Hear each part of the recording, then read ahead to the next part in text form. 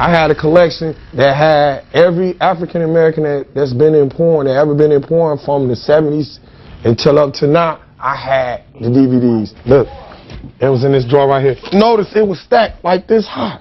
As you see that right there, it's the long thing that's left. They go to the door right here, I had it fixed. We parked in the back and we noticed that our door was ajar. The house had been broken into, a couple TVs was missing, and we noticed that our drawers had been ransacked. I went in the bedroom and I told him that, I said, oh, you really getting ready to be mad? And he said, why? I said, oh, your porn's gone. I had a sinking feeling because my porn collection is valuable, man. My collection was the best in Michigan. A guy in Connecticut told me that.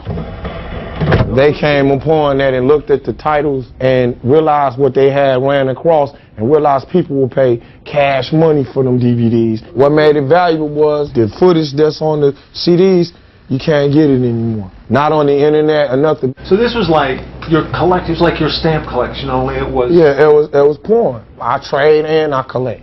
And I look at them too, I ain't got no problem with that. They probably think, oh, they're freaks. No, it's something natural and it's healthy. I'm not no scumbag guy who will pervert or anything like that. And keep my relationship fresh and tight. And I learned stuff that I could, use on her. So now what do you do? What I do now? Collect over, start over, and buy them again.